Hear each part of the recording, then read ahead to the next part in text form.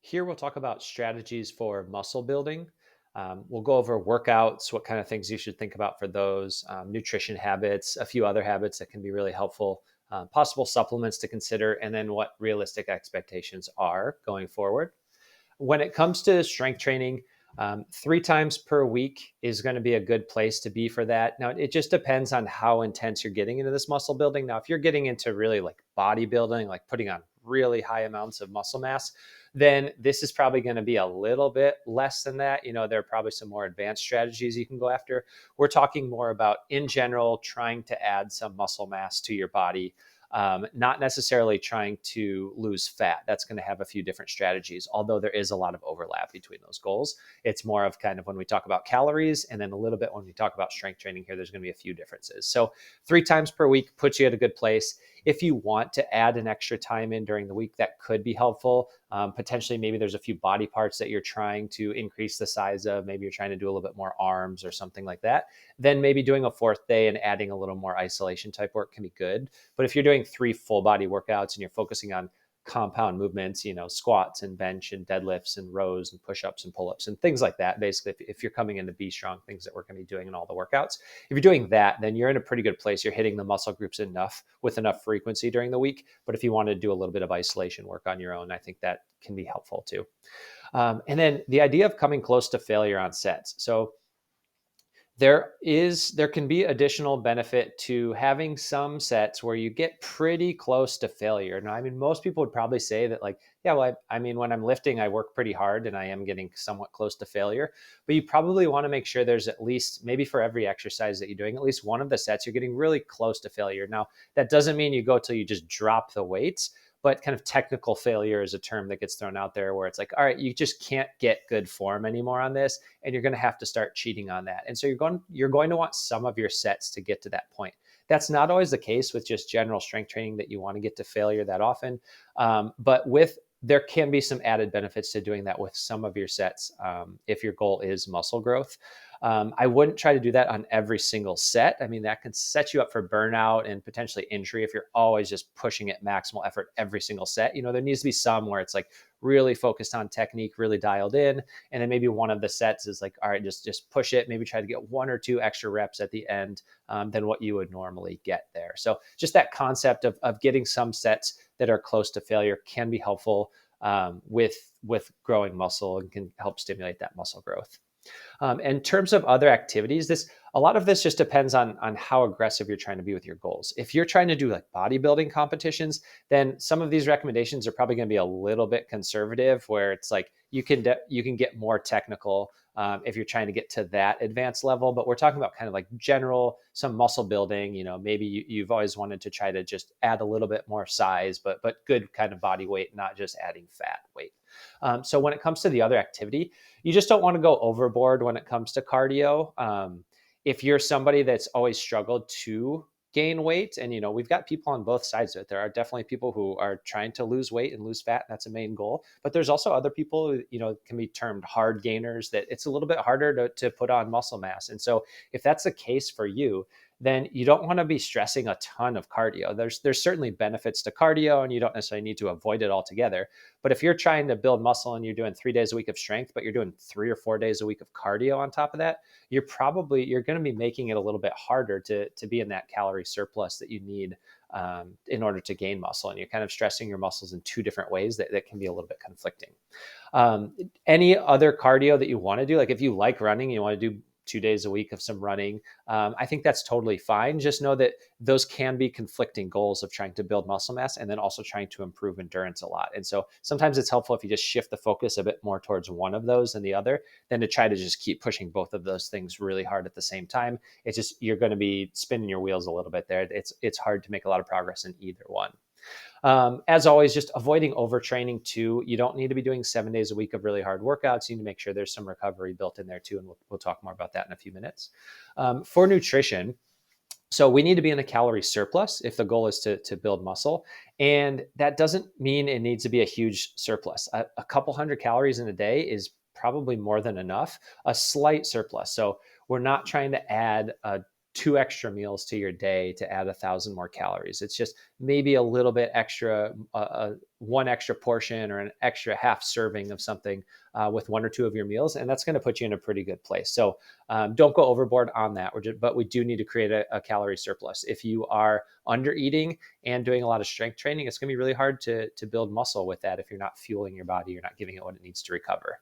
But protein at every meal, this is going to be important, whether your goal is fat loss or building muscle. You really need, the name of the game is we need to think about our muscle mass, and you can't maintain or build muscle mass if you're not giving yourself enough protein. So the range of 0.6 to 1 gram per pound of desired body weight. If you are struggling to gain muscle and you feel like it's been tough for you for a while, you might want to aim towards the higher end of that range, maybe the 0.8, 0.9, or even up to a gram per pound of body weight for that. That can be helpful to stimulate muscle growth and make sure you're getting enough protein and amino acids to promote muscle growth. Going a little heavier on complex carbs. Those would be things like starchy vegetables like potatoes and sweet potatoes, oatmeal, whole grains, things like that. That can be helpful too, as far as where to get your calorie surplus from. I would say protein and some complex carbs would probably be the first two choices of where to add a few extra calories to try to get you into that surplus. Smoothies and shakes can be helpful. That's a way that you can add in calories. If somebody's goal is fat loss, we usually say, let's limit liquid calories as much as possible. But if your goal is more muscle gain and you're not so concerned about the fat loss or fat weight, then smoothies are a good way. You can put a little bit of oil into it, peanut butter, almond butter, things like that. And it's an easy way to add a couple extra 100 calories into a meal or into a smoothie that you wouldn't normally get. And it's a little bit easier to drink those than to necessarily eat a meal that has that many calories in it too. So that can be an option. As always, still being aware of food quality. So making sure you're getting a lot of fiber. If you are upping your calories a little bit, making sure you get enough fiber just so it keeps your digestion in a good place. And then quality fat. Nuts and seeds and eggs and avocados and things like that are going to be helpful. Having a little bit more than normal helps you get into that surplus range, but just always being aware of not going too overboard with the fat calories, because you can get a lot of calories pretty fast if you're not paying attention to portions. Other habits that are really helpful, these kind of helpful for general health, sleep. In order to recover from your workouts and build the muscle, you need to get sleep to recover. If you're going really low on sleep, but you're pushing it hard with your workouts, it's going to be really hard to make progress with pretty much any goal that you're going for. But a lot of your muscle growth will happen at night when you're sleeping, when you're resting. It's not during the workouts that you're actually building the muscle.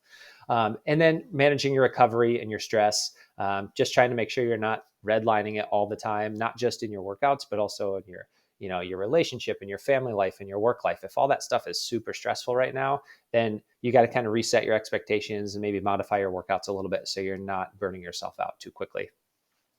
And then the goals, as far as mindset and your approach to your goals, understanding that you're not going to be perfect. We're going more for like 80 to 90%. We're going more for consistency over the long term. Muscle growth isn't going to happen really quickly. And so you need to be able to find a routine that you can stick with for a long time and find habits that you can stick with for a long time. Don't try to just go super hard for a week or 2 weeks because it's again, easy to burn yourself out with that. And know there's going to be obstacles along the way. Maybe you got your goal set on 3 workouts a week every single week. And then maybe there's a week that you're sick or something comes up and you can't do your workouts. That's totally fine. Just get back on as soon as you're able to, as soon as your schedule allows for that. So you don't drift too far off path there. When it comes to supplements, we always mention talk to your healthcare provider. If you're on medications, if you have certain health issues, you want to make sure you're not just throwing a bunch of random supplements in there that could interfere with things like that. So talk to your healthcare provider first. General health ones, multivitamin can help fill in the gaps for some nutrient deficiencies. Fish oil can be helpful as far as just kind of controlling inflammation within the body. There's some brain health benefits. There's a lot of benefits to fish oil. Vitamin D, especially in the Northwest here, or if you're in the Northern Hemisphere during the wintertime, we tend to not really get much or any vitamin D. That's something you can have your doctor test pretty easily too, just to check to see where you're at. But that's a fairly safe supplement to take. Magnesium, a lot of people can be deficient in magnesium. It can be helpful for kind of muscle recovery, can be helpful for sleep and things like that. So it's something that you could consider. Electrolytes can be helpful if you're somebody who sweats a lot, or if it's warmer months, or you're just doing a lot of training. Making sure you're getting enough electrolytes. That can be as simple as just adding a little extra sea salt to certain meals or certain foods. It could be an electrolyte supplement. Those can be helpful too, maybe during your workouts or after a workout if you sweat, if you were sweating a lot. Pre-workout is one of those that's pretty optional. I don't recommend people try to add it in just for the heck of it. It's more of if you feel like you need it, maybe give it a try. Start with smaller doses, smaller amounts of it, because some of those can come with a lot of caffeine and really like get you super wired, which you don't necessarily want to depend on that for every single workout. But it's another option, something to look into, especially if you're doing morning workouts or if you feel like you're kind of dragging a little bit through your workouts. And then more goal specific supplements, protein powder, in order to get into that range that we had talked about, and especially to get into that upper half of that range, protein powder can be really helpful to just get you an extra 20, 30, 40, 50 grams of protein in a day. And it's a lot easier to do that oftentimes than to like have a whole extra 2 extra servings of, let's say, chicken or something like that. Obviously, try to do that. We want to get as much real food as possible, but adding some shakes in can be helpful to bump you up, or maybe some protein bars to find stuff that feels okay on your stomach, find stuff that doesn't give you a lot of issues and that tastes okay and all that. There's a lot of different options out there. So I usually recommend just trying a few different things and finding the one that works best for you. Creatine, which is creatine monohydrate, technically is the name for it. That can be really helpful. There is a ton of research on that for decades. It's one of, behind caffeine, it's considered the most studied nutritional supplement out there. There's different science behind how it works, but basically it can help you to go a little bit harder in your workouts. It helps you get a few more reps in your workouts and helps you on like strength type exercises. There are really no significant side effects to it. There's some kind of old rumors about stuff and kidney issues and things like that. It's worth a try. You don't need to get the really expensive stuff. Basic creatine monohydrate is going to be good for that. Maybe not the cheapest brand out there. There can be some other issues about where they're sourced from, but just regular creatine is good. It's fairly inexpensive. And that can be a good option for a supplement to take. So something to look into as well. And then expectations. When it comes to muscle mass, it's pretty hard to gain muscle mass. It takes some time. If you're just getting started in your training journey, you can put some on fairly quickly. You know, the first couple of months is when you're going to put on the most likely. After that, it gets harder. I mean, putting on a half a pound in a month can be good progress if you've been training for a while. When you first get started, maybe a couple of pounds in a month is not unreasonable to put on. But just know that it's not typically not going to come as fast as fat loss. You know, fat loss, somebody could maybe lose a pound or two in a week, and that's a decent level to go. You're not going to gain a pound or two of muscle in a week. So just kind of set your expectations that this is definitely a long game when it comes to muscle mass, and you want to be able to keep that muscle mass too. You don't just want to get to a point and then, you know, drop your calories, stop your training, and then all of a sudden you just lose that muscle mass right away too. And then, so kind of where to go from here. Out of all the things that we just talked about, think about what's the most doable. You know, I would recommend, you know, think about your training and any adjustments you can make to your training. If you're starting from zero, let's try to get in maybe 1 or 2 a week and see how reasonable that is for you. If you're already getting 2 days a week, maybe adding a third day would be helpful. And it also kind of spreads out your workouts throughout the week. So you're not going too many days without getting that stimulus for your muscles. The nutrition side of things, obviously the protein's probably the most important factor there. So if you know you're pretty far from that, let's work on strategies of just adding a little bit more in. Maybe it's getting a shake in during the day, or just finding other ways to get your protein intake up a little bit. And then work on those things for a couple weeks, see how it feels. And if it starts to become more normal, starts to feel more natural, then let's add another thing in. If that feels pretty good, let's add another thing in. But take it one step at a time and let it become pretty normal before you just start trying to add 10 things in. You know, sleep, we talked about how important sleep is. That can be something by itself that maybe for a week or 2 or 3 or 4 weeks, you just really try to prioritize that and try to find strategies to improve your sleep. Rather than saying, okay, well, I'm going to try to get 2 more hours of sleep every night, get 50 more grams of protein every day, and get 2 more workouts in every week, and try to do that all in 1 week.